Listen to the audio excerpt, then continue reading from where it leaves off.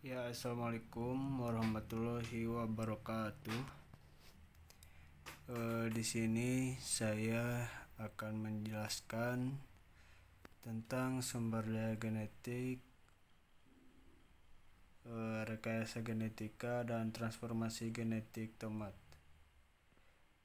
Perkenalkan terlebih dahulu, nama saya Ami Fahmi Arif dengan NPM 24031419088. Baik, di sini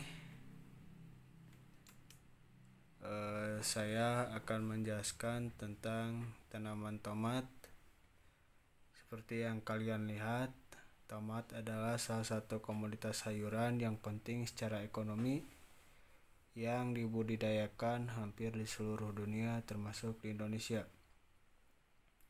Mempunyai banyak fungsi, diantaranya sebagai sayuran, buah meja, minuman, bahkan sebagai bahan kosmetik dan obat-obatan. Mari kita lanjut ke pembahasan.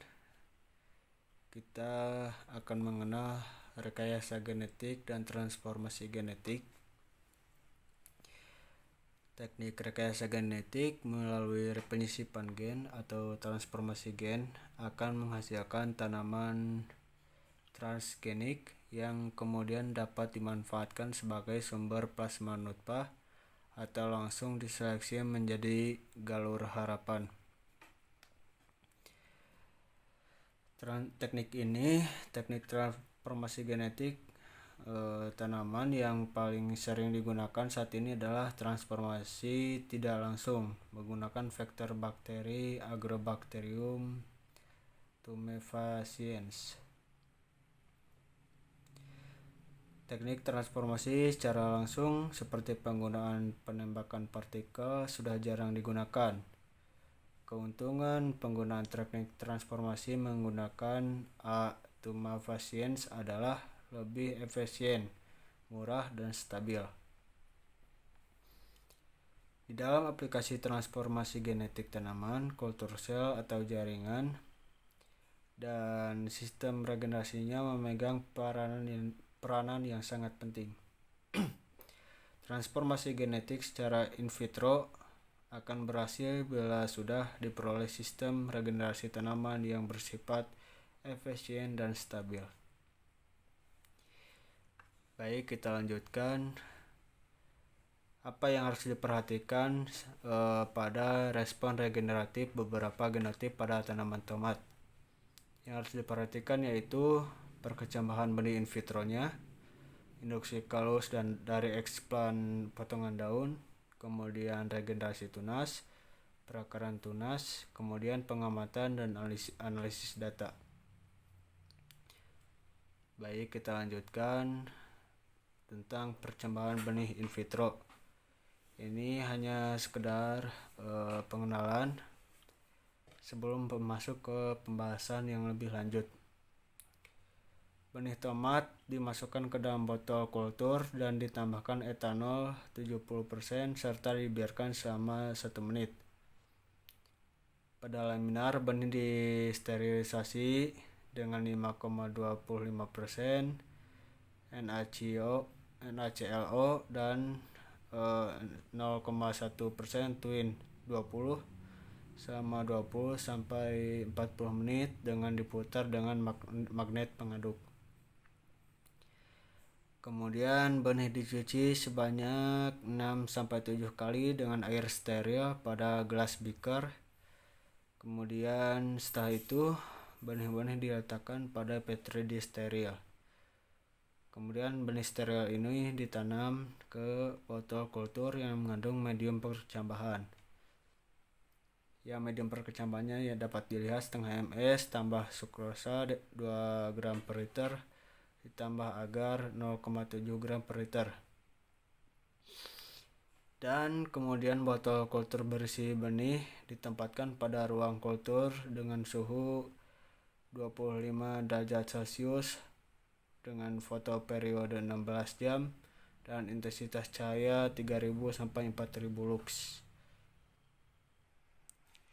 Oke, kita selanjutnya menuju induksi kalus dari expand potongan daun, yaitu bermula kecambah yang berumur 14 hari diambil dari botol kultur dan diletakkan pada petri dish steril yang berisi air. Kemudian si kotiledonnya diambil dari kecambah dengan gunting atau pisau. Kemudian ujung dan pangkal jari daun dipotong sehingga membentuk persegi. Kemudian tanam potongan kotiledon tersebut pada medium induksi kalus. Medium induksi kalus ini MS tambah 2 mg per liter BA tambah setengah miligram per liter IAA tambah sukrosa 3 gram per liter dan pH 5,8. Kemudian petri dish-nya ditutup dengan parafilm dan potongan daun dikulturkan selama 2 minggu pada suhu 25 derajat Celcius di bawah pencahayaan 4000 lux sehingga akan membentuk kalus. Selanjutnya adalah regenerasi tunas. Setelah 2 minggu pada media induksi kalus, expand kotiledonnya yang telah berkalus dipindahkan ke medium regenerasi dengan permukaan atas menghadap ke atas. Semua kultur dipindahkan ke medium regenerasi yang baru setiap 2 minggu. Setelah 2 minggu, kultur berada pada media regenerasi. Kalus dengan warna hijau kompak dapat dipindahkan ke medium regenerasi yang baru. Kemudian kalus-kalus yang primordia tunas akan mudah tumbuh setelah 2 minggu dan segera dipotong menjadi potongan kecil dan dipindahkan ke media regenerasi yang baru pada botol untuk memanjangkan tunas. Setelah itu selanjutnya perakaran tunas. Apabila batang dari tunas berukuran 2-4 cm, tunas dipisahkan dari kalus dan dipindahkan ke media perakaran. Media perakaran ini adalah MS tambah 0,15 mg per liter dengan NaA tambah sukrosa 3 gram per liter pada botol kultur atau kotak magenta. Kemudian potongan kalus tersebut dari dasar batang tunas sebisa mungkin tidak diikut sertakan karena akan mengganggu pembentukan akar. Selanjutnya tunas akan membentuk akar dan berkembang selama 2 minggu setelah dipindahkan ke medium perakaran. Kemudian jika tidak berakar, potongan kembali batang tunas akan dipindahkan ke media perakaran yang baru. Kemungkinan tunas tersebut akan berakar. Plantet yang berukuran sekitar 5 cm siap dipindahkan ke tanah. Kemudian kita akan memasuki studi transformasi genetik pada tomat. Yang harus diperhatikan ada 5 di sini, yaitu perkecambahan benih in vitro, kemudian prekultur expand dan preparasi agrobakterium, kemudian kultivasi dan regenerasi tunas. Oke, perkecambahan benih in vitro ini berbeda dengan yang tadi, yaitu benih tomat dimasukkan ke dalam botol kultur dan ditambahkan etanol 70% serta dibiarkan 1 menit. Pada laminar, benih disterilisasi dengan 5,25 NaClO dan 0,1 Twin 20 sama 20-40 menit dengan diputar dengan magnet pengaduk. Kemudian benih dicuci 6-7 kali dengan air steril pada gelas beaker. Setelah itu benih diletakkan pada petri dish. benih steril ditanam ke botol kultur yang mengandung medium perkecambahan. Hampir sama medium perkecambahannya seperti itu, dan kemudian botol kultur berisi benih ditempatkan pada ruang kultur dengan suhu 25 derajat Celcius. Foto periodenya sama 16 jam dan intensitas cahayanya juga sama 3000 sampai 4000 lux. Kemudian yang terakhir adalah cotyledon yang berumur 8 sampai 9 hari adalah optimal untuk kokultivasi dengan Agrobacterium. Setelah ini akan dibahas selanjutnya di kokultivasi dan Agrobacterium. Kemudian prekultur explant. Kecambah yang berumur 14 hari diambil dari botol kultur dan diletakkan pada petri dish steril yang berisi air steril. Cotyledon diambil dari kecambah dengan gunting atau pisau, kemudian ujung pangkal dari daun dipotong sehingga membentuk persegi. Dengan menggunakan ujung pinset dan atau pisau silet, buat luka kecil pada cotyledon untuk meningkatkan peluang infeksi dari Agrobacterium dan mempertinggi efisiensi transformasi. Kemudian potongan cotyledon ditanam pada medium induksi kalus seperti itu, dapat dilihat. Kemudian petri dish ditutup dengan parafilm. Ini kemudian diprekulturkan selama 24 jam pada suhu 25 derajat Celcius di bawah pencahayaan yang rendah atau sekitar 1000 lux. Oke, kita lanjutkan yang tadi.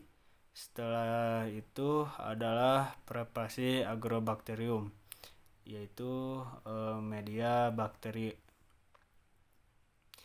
Bakteri Agrobacterium yang mengandung konstruksi gen CP ditumbuhkan pada media YEP dengan antibiotik seleksi 2-3 hari sebelum digunakan.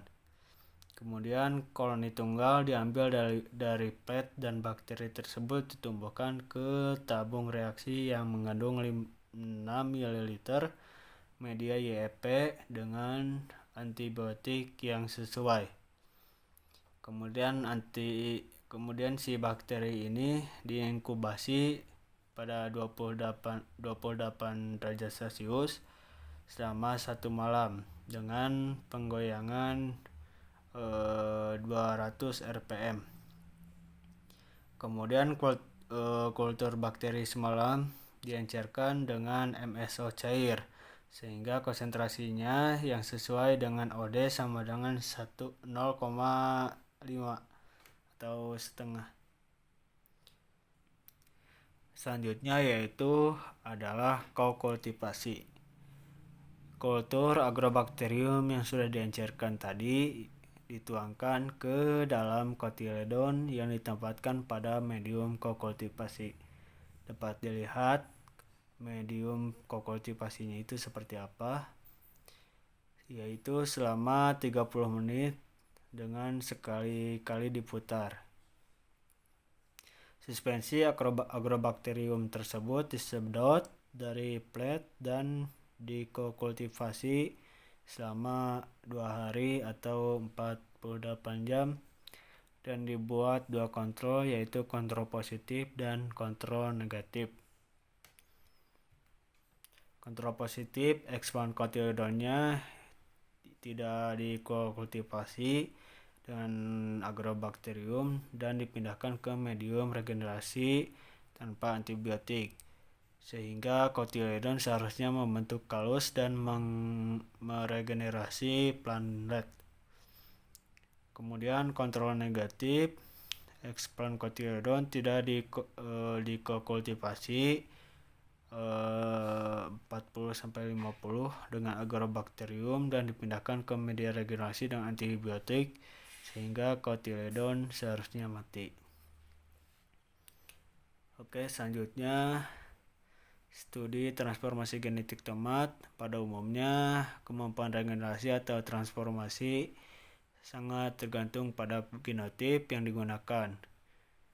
Beberapa usaha yang dilakukan untuk mencapai sistem regenerasi yang efisien adalah menentukan parameter penting seperti pemilihan genotip yang akan digunakan sebagai expand. Berdasarkan percobaan studi regenerasi, 3 genotip tomat Indonesia itu Intan, CL6446, dan Gondol Hijau. Intan merupakan genotip yang paling respon untuk diregenerasikan. Oleh karena itu, pada percobaan studi transformasi genetik tomat ini, genotip yang digunakan sebagai expand adalah Intan. Jadi salah satu genotip tomat di Indonesia yang digunakan di sini adalah genotip Intan. Selanjutnya yaitu teknik transformasi yang digunakan pada penelitian juga mengadopsi sistem transformasi yang sudah rutin digunakan di AVRDC. Oleh karena itu studi sistem transformasi hanya pada parameter genotip yang digunakan. Namun karena efisiensi transformasi yang digunakan pada genotip Intan masih sangat rendah, padahal Intan merupakan genotip yang paling responsif untuk diregenerasikan, maka perlu optimasi parameter transformasi yang lain. Di antara parameter tersebut adalah lamanya waktu kokultivasi dan konsentrasi asetosiringon. Kemudian optimasi parameter transformasi genetik menggunakan vektor A temufasiens telah dilakukan oleh beberapa peneliti, diantaranya tanaman kedelai. Sekian dan terima kasih. Mohon maaf jika banyak kekurangan dari saya. Wabillahi taufiq wal hidayah. Wassalamualaikum warahmatullahi wabarakatuh. Jangan lupa like dan subscribe-nya ya guys. Sekian.